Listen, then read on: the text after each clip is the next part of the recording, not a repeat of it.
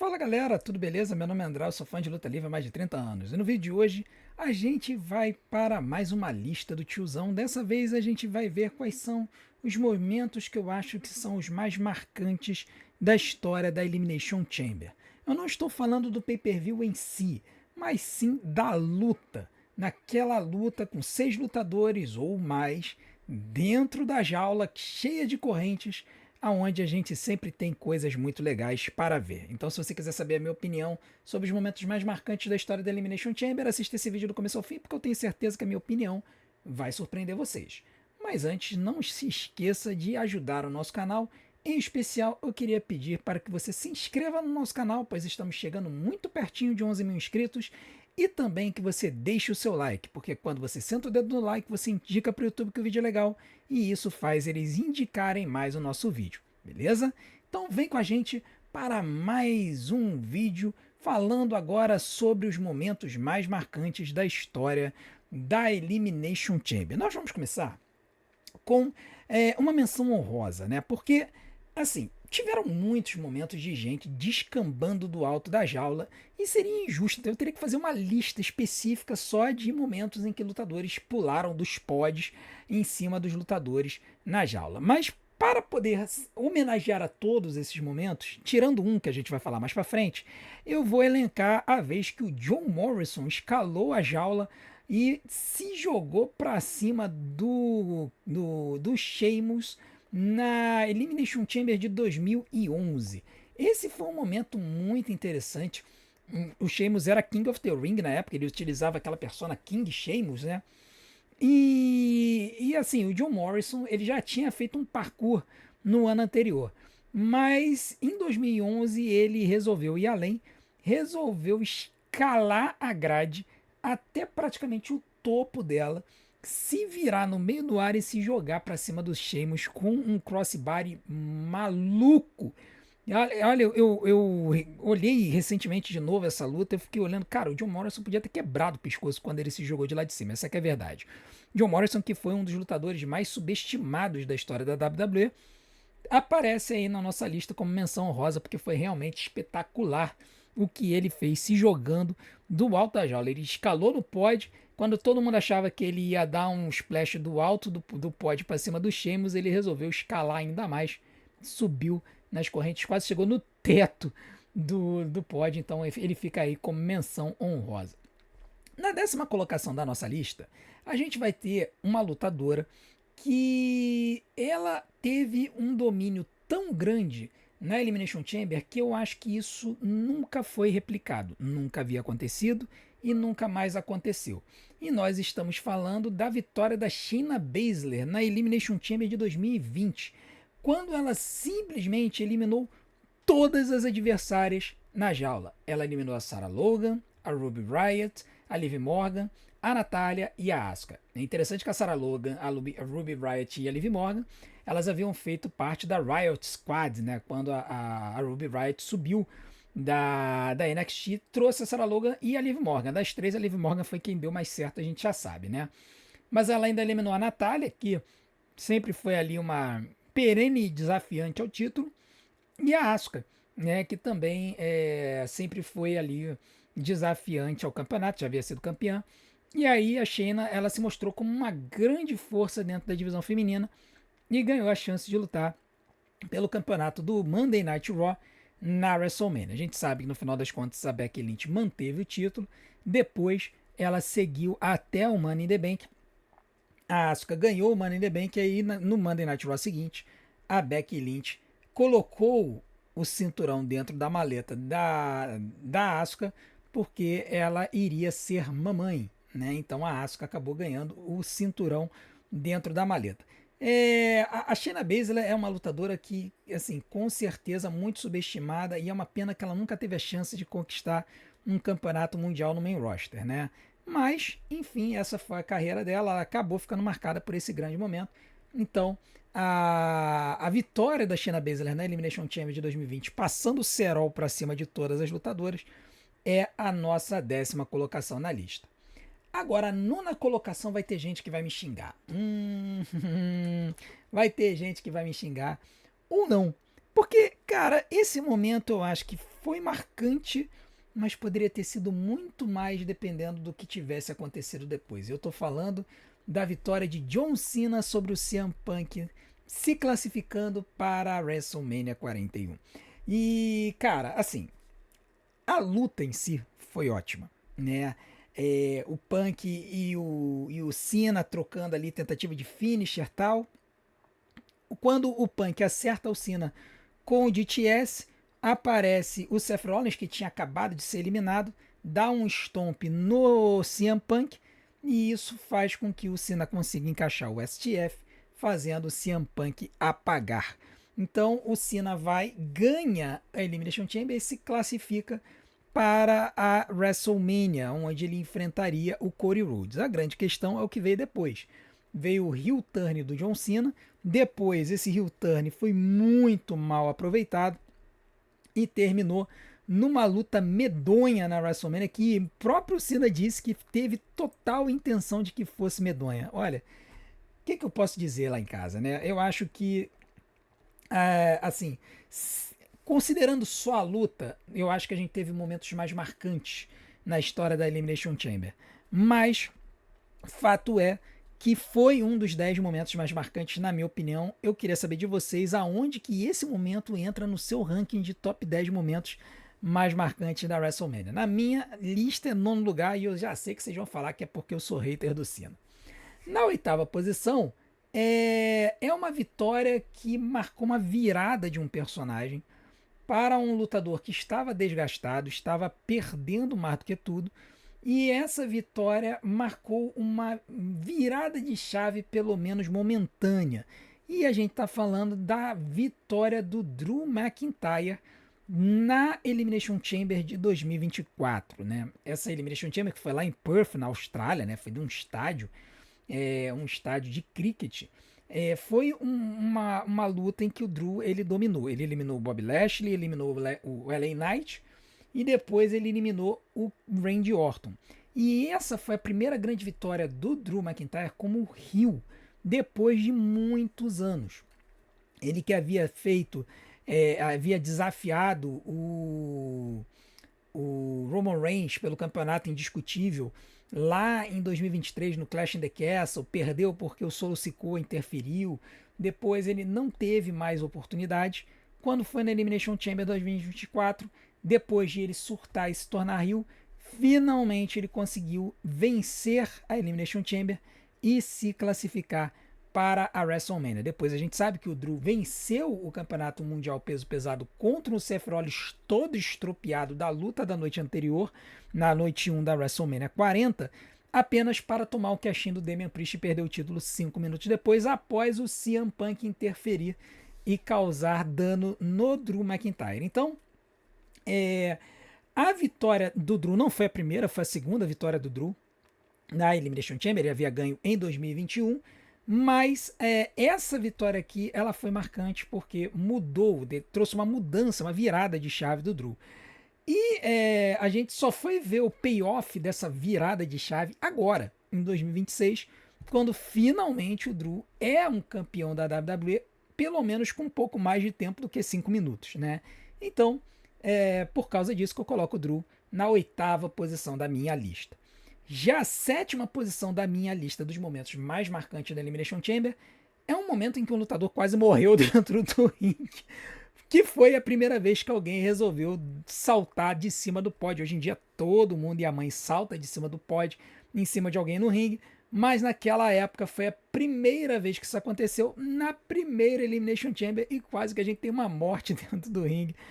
Foi o salto do RVD que mandou o 5-Star Frog Splash no Triple H e acertou a traqueia dele, né? Ele foi dar o 5-Star Frog Splash, o joelho do RVD acertou a traqueia do Triple H, danificando a traqueia do Triple H. Não sei se chegou a quebrar, o que aconteceu, mas o Hunter ele ainda terminou a luta, né? E aí, o outro momento dessa luta a gente vai falar mais pra frente, mas depois ele acabou sendo hospitalizado com uma tala aqui no pescoço, porque, cara, e ficou isso aqui de apagar no ringue. Mas, assim, o momento do RVD pulando do alto do pódio até hoje foi uma coisa espetacular e acabou se tornando uma marca das próximas lutas de Elimination Chamber. Por isso que eu coloco o 5-Star Frog Splash do Rob Van Dam para cima do Triple H do alto do pódio na sétima colocação da nossa lista. Já a sexta colocação também foi a primeira de muitas vezes que isso aconteceu. Né? Até então eles vendiam a ideia de que o plexiglass dos pods era inquebrável. Né? Eles vendiam essa ideia. Até que o Goldberg resolveu provar que não era tão inquebrável assim. E aí no SummerSlam de 2023, na segunda Elimination Chamber, ele manda um spear no Chris Jericho, estraçalhando o pod e atravessando com o Jericho no pod. Cara, assim, o Goldberg, se você botar o Goldberg no cenário certo, o cara era animal. Você não tinha como não, assim, ficar embasbacado com o que acontecia. E quando ele mandou o Spear no Jericho, atravessando o pod, foi simplesmente espetacular. Depois ele ainda quebrou outro pod, né? Porque o Triple H foi sair, né? Ele foi sorteado, ele foi sair e o Ric Flair ficou segurando o pod do lado de fora para não abrir, porque ele tava com medo do Goldberg. E aí o Triple H deu o dedo médio para ele, o Goldberg chegou e falou: ah, então tá bom. Ele foi lá e deu um pisão, chutou o pod, quebrou o plexiglass na mesma luta. Então, assim, foi assim, uma violência total e completa do Goldberg, né? Botaram ele como sendo um monstro, né, da luta livre e tal, e foi muito legal, muito interessante de ver. Mas assim, o Goldberg, ele depois em 2004 acabou deixando a companhia. Se ele tivesse ficado depois de 2004, pode ser que ele tivesse sido um grande lutador na WWE, porque ele ainda tinha muita aura, muito star power. Ele tinha muita coisa a acrescentar à WWE, mas no final das contas o dinheiro falou mais alto, né? Ele falou que ele ia embora, aparentemente por divergências de contrato, e aí a gente teve aquela coisa medonha de luta entre o Goldberg e o Brock Lesnar na WrestleMania. Mas de qualquer forma, o momento dele mandando o Spear e atravessando o Chris Jericho no pod é o sexto lugar da nossa lista. Já o quinto lugar é trairagem da grossa, né? Trairagem da grossa de um lutador desesperado querendo uma vaguinha na WrestleMania. A gente tá falando do Shawn Michaels custando o título do Undertaker na WrestleMania, no Elimination Chamber antes da WrestleMania 26, né?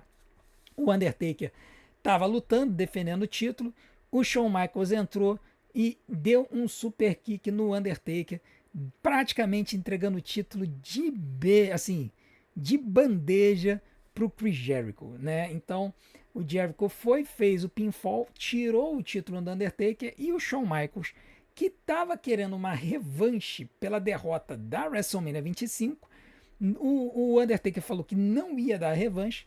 Com este ataque e esta crocodilagem, o Shawn Michaels conseguiu convencer o Undertaker a fazer a revanche, sendo que o Undertaker botou uma estipulação: se o Shawn Michaels perdesse, ele se aposentaria. E aí nós tivemos aquela luta na WrestleMania 26, aonde o Undertaker finalmente botou o Shawn Michaels na vala. Então, com a trairagem do Shawn Michaels para cima do Undertaker, essa história, esse angle, essa situação fica na quinta posição da nossa lista.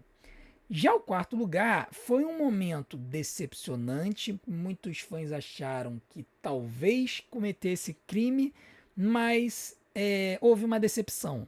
Mas que no final das contas acabou sendo algo que foi uma porta para algo que viria depois. E a gente está falando da derrota dolorosa do Kofi Kingston na Elimination Chamber de 2019. Né? O Kofi, que ele nem era para estar na Elimination Chamber, na verdade. Quem era para estar na Elimination Chamber era o Mustafa Ali. Só que o Ali se contundiu, tiveram que substituí-lo e aí colocaram o Kofi Kingston na luta.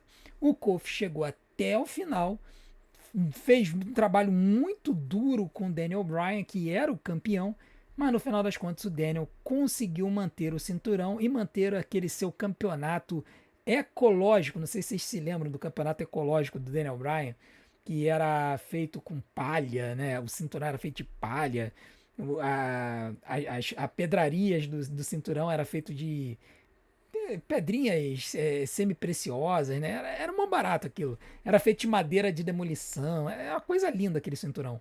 Enfim, o que aconteceu foi que o público ficou decepcionado e começou a clamar pelo Kofi. E aí surgiu o movimento Kofi Mania, né? E aí a WWE finalmente resolveu ceder, resolveu marcar uma luta entre o Daniel Bryan e o Kofi Kingston na WrestleMania, depois de algumas situações para que o Kofi conseguisse essa oportunidade. E aí na WrestleMania o Kofi finalmente conseguiu derrotar o Daniel Bryan. E aí jogou fora lá o cinturão ecológico e pegou o cinturão real da WWE para poder levantar.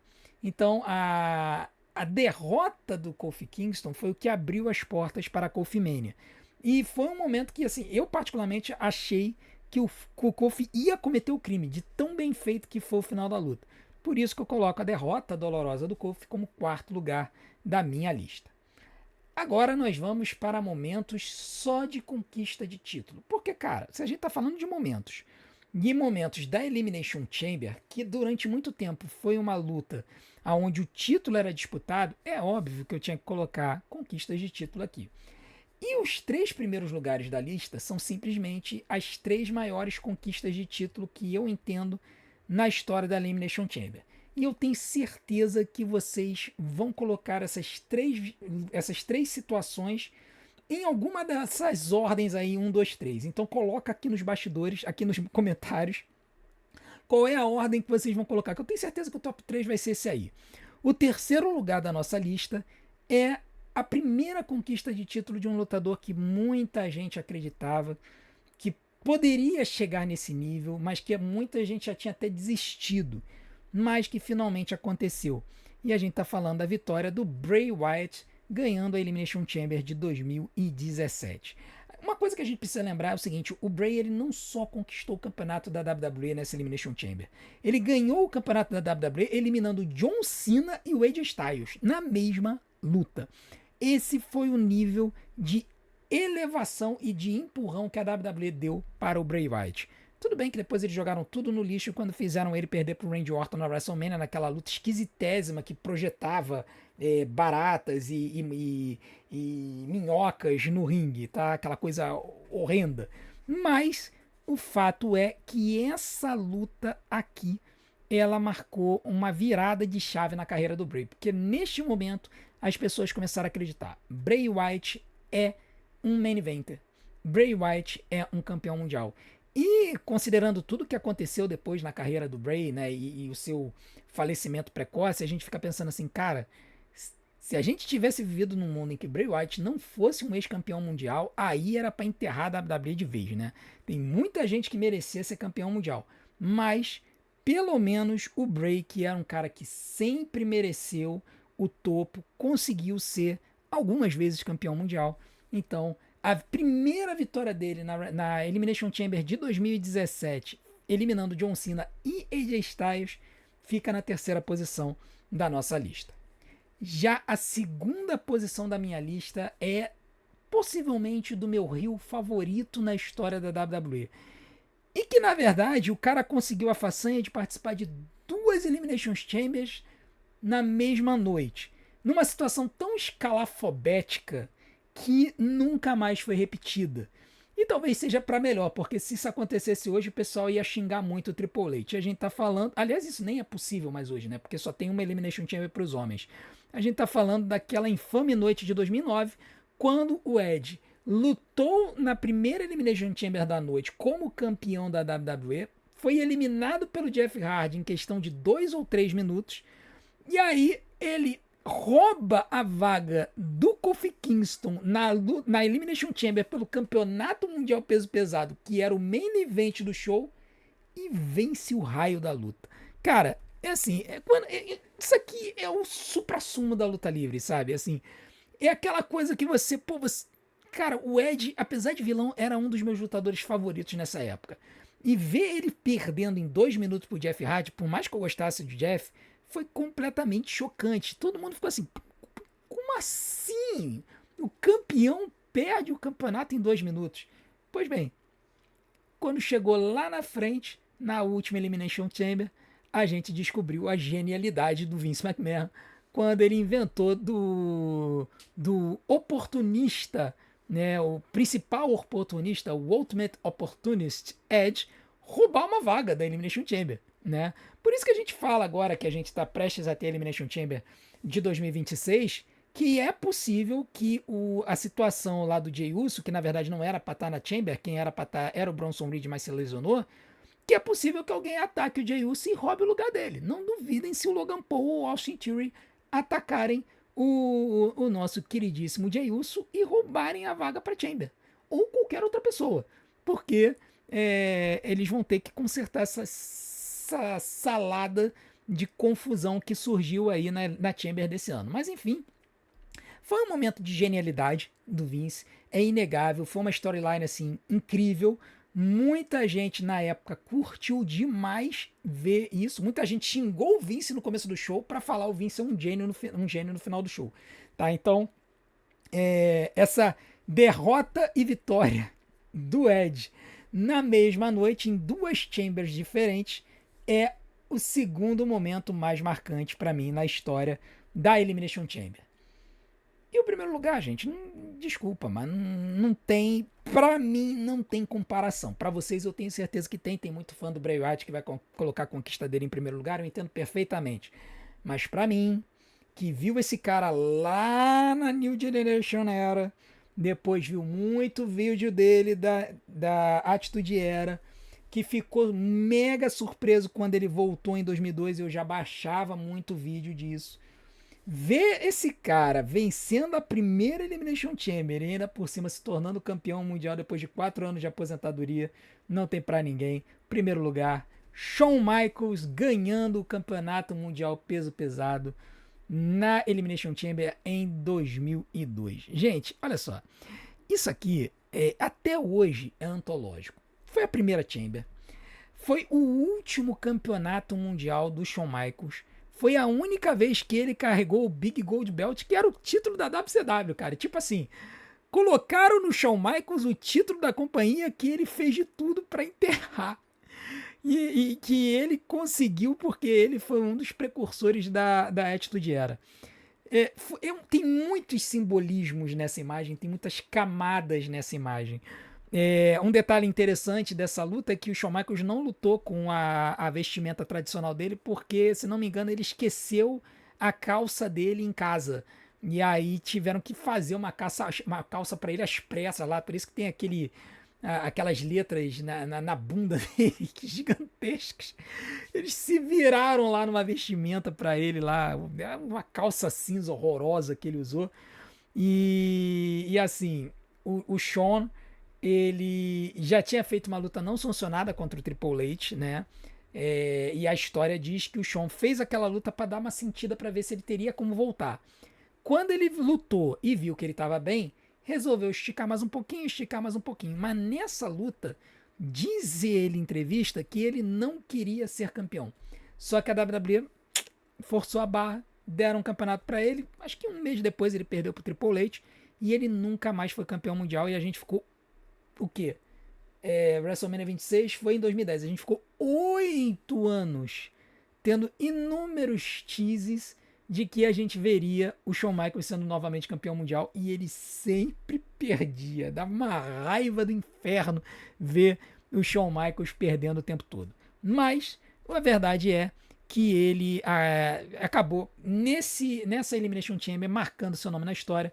Primeiro vencedor da Chamber, último campeonato mundial peso pesado, que era o cinturão da WCW.